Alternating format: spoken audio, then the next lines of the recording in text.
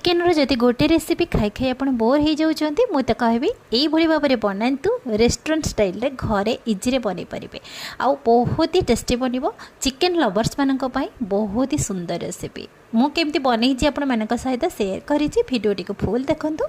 ये मुझे chicken leg piece तो ये क्वांटिटी हिसाब से 1 केजी एभव हम चिकेन लेग पीस नहीं तो आपण को क्वांटिटी हिसाब से आप बेसी कम आनीपारे चिकेन को भलसे धोई ताको आम साइड रखा चिकेन बनवाई मुझे अल्प किसी मसला नहीं गोटे छोट ब्लेंडिंग जार 2 चम्मच सोरिष 1 चम्मच जीरा ये 1 चम्मच पोस्त पोस्त ऑप्शनल अच्छी आप चाहिए ऐड करेंगे ना स्किप करेंगे 2टी कंचा लंका सहित ये अल्प किसी धनिया पत्र तापर मुझे नहीं अल्प किसी भृसंग पत्र आप निश्चित भाव में ऐड करूँ देखिए तार गोटे बहुत बढ़िया टेस्ट सहित बास्ना भी बहुत बढ़िया आसो 5 ରୁ 6 पाखुड़ा रसुण ता सहित अल्प किसी पानी देकी आम तार गोटे बहुत बढ़िया पेस्ट बनवा पूरा स्मूथ पेस्ट बनबे देखूँ ठीक ये एबे यही मसला पेस्ट को आम कौन करवा चिकेन जो आम धोईकी रखी थे से चिकेन रे यही मसला को ऐड करवा यही रेसिपी आप बड़ बड़ रेस्टोरेंट रे खाऊे गोटे प्लेट को 300-400 आप निश्चित भाव में पे करुवे किंतु घरे आप बनातु समस्ते खाइबे। ये मुझे किसी गुंड मसला ऐड कर 2 चम्मच धनिया पाउडर 1 चम्मच हल्दी पाउडर 1 चम्मच रेड काश्मीरी चिली पाउडर 3 ରୁ 4 चम्मच मुझे नहीं तंदूरी पाउडर तो ये 1 चम्मच नहीं मो चाट मसला ता सहित मुझे अल्प किसी गरम मसला नहीं 1 चम्मच ये मु 1 चम्मच नहीं किचन किंग मसला हो कि चिकेन मसला हो आप नहीं पारे तापर मुझे 1 चम्मच गोलमरीच पाउडर नहीं 2 ରୁ 3 चम्मच मुझे पैकेट पहले अदा रसुण पेस्ट नहीं आप फ्रेश अदा रसुण पेस्ट नहीं पारे तापर मु 2 चम्मच पिज्जा सॉस नहीं ये स्वाद अनुसार मुझे लुण नहीं 1 चम्मच धनिया पान मधुरी जीरा को टिके हल्का भाजिकी गुंड करके नहीं 1 चम्मच कस्तूरी मेथीर पाउडर नहीं आउ 1 चम्मच ये लेंबू रस ये 1 कप दही दही को मुझे छांकी देती जेहेतु तार एक्सट्रा पानी बाहर जावाई तो तापर मुझे 1 चम्मच कॉर्नफ्लोर नहीं ऑप्शनल अच्छी आप चाहिए ऐड करेंगे ना स्किप करेंगे एतिके मसला देकी आम कौन करवा चिकेन को भल से मिक्स करवा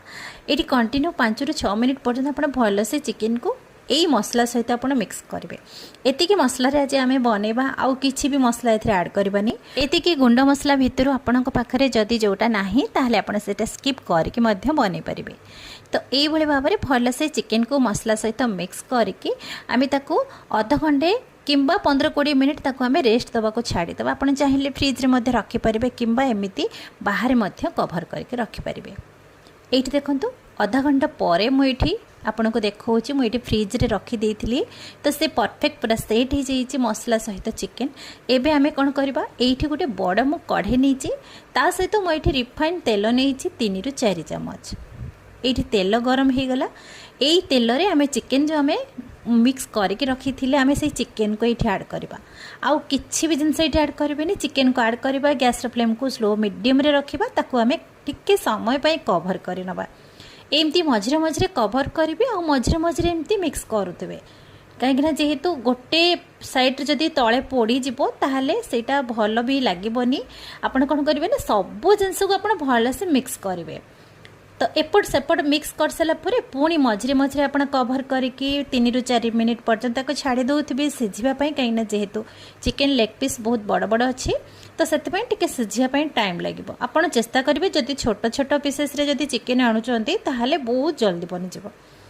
जदि आपण माने सुखा सुखा जदि न बनवाक चाहूँगी ताहले यही प्रोसेस आप ग्रेवी बन पारे आउ किछि भी मसला एथे ऐड करिवेनी एई भली भाव में आपण ग्रेवी हो किंबा कषा हो चिकेन कषा मध्य बनै पारिबे देखिए तार गोटे बहुत बढ़िया बास्ना सहित टेस्ट भी भल गोटे यूनिक आसो जेमिति बड़ बड़ रेस्टोरेंट बनाते ठीक सेमती तो ये भल से मिक्स कर सारापर ताकू आम एमती कभर करनबा मझे मझे ये 5 ରୁ 6 मिनिट कभर कर देइथिली तो ये चिकेन पूरा सुखिला हो जाइए और परफेक्ट आमर सिझी भी जाइए तो एबे आमे पैन चेंज करवा ये आउ गोटे छोट कढ़ाई नहीं से 3 ରୁ 4 चम्मच बटर यही रेसिपी रे आपण बटर निश्चित भाव में ऐड करंतु तार रेस्टोरेंट स्टाइल जमी टेस्ट आसो सेमती ही आसो तापर मुझे 2 चम्मच कटा रसुण नहीं ये मु 3 ରୁ 4 चम्मच अल्प किसी पियाज नहीं जस्ट टिके छुंक दवापाई कहीं टिके छुंक नदेले ये रेसिपीटा भल लगनी तो रसुण पियाज छुंक दे सारापर आम जो चिकेन को आम भाजिकी रखी ना से चिकेन को ये ऐड करवा गोटे पैन तो हो पारनि जेहेतु टिके पैन टाक चेंज करा पड़ो तो से आपड़ टे चेष्टा करेंगे दुईटी पैन नापी कि चिकेन भजा को गोटे प्लेट रे काढ़ीदेवे से पैन को परिष्कार करके आप बन पारे। ये 2 ରୁ 3 मिनिट चिकेन को भलसे मिक्स करेंगे। समस्ते तो चिकेन तंदूरी किंबा चिकेन पोड़ा तो बन पारना ताले आपड़ जदि यही प्रोसेस रे बनइबे ना आपड़ चिकेन तंदूरी भी टेस्ट पाइबे, चिकेन पोड़ार भी टेस्ट पाइबे आ चिकेन भजार भी टेस्ट पाइबे परफेक्ट आमर रेस्टोरेंट स्टाइल रे। एबे सब जिनस को मिक्स कर सारा पर चिकेन तंदूरी टिके स्मेल पाई मुझे गोटे छोट बाउल नहीं गोटे बड़ डालचीनी काठ को एमती भल से पोड़ी आनी से गोटे ट्रप गाई घी से ऐड कर तो एबे ताको कवर कर देइथिली तार जेतिकी धुआं हमर चिकेन सहित तार फ्लेवरटा मिसीज तो से ही धुआं बास्नाटा ही आमको दरकार जेहेतु आमर चिकेन तंदूरी स्मेल भी आसब। तो ये आम अल्प किसी धनिया पत्र आउ गोटे चमच चाट मसला देकी मुझे भल से पुणी मिक्स करदेली। तार चिकेन तंदूरी भी बास्ना भी रहिला, चिकेन पोड़ार भी बास्ना रहिला आउ बटर चिकेन भी बास्ना रहिला तार गोटे बहुत बढ़िया चटपटा टेस्ट आसब। तो एमती सब जिनस को भल से मिक्स कर सारिकी ताकू आम एबे गैस रो फ्लेम को बंद करदेबा। ये देखो पूरा आमर चिकेन सुखा सुखा हो जाइए जेतिकी मसला चिकेन सहित भी मिसी जाइए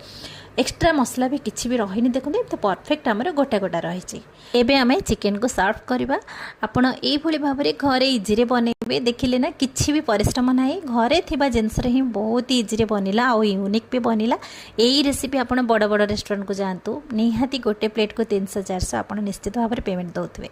तो ये मुझे गोटे चमच लेंबू रस आड कर चटपटा टेस्ट देखिए बहुत ही बढ़िया टेस्ट आसो। आगो केमिति लागिला यही रेस्टोरेंट स्टाइल रे घरे थिबा बिना तंदूरी रे आमे चिकेन पोड़ा कहि पारंती, चिकेन तंदूरी कहि पारंती किंबा चिकेन भजा भी कहि पारंती। रेस्टोरेंट स्टाइल रे चिकेन रेसिपी आपण मानकु जदि पसंद आसीथिबो बिंदुरोसई चैनल के सब्सक्राइब करिवे, लाइक शेयर कमेंट करबा को जमा बोलिबेनी। पुणी देखा नुआ वीडियो रे से पर्यंत नमस्कार।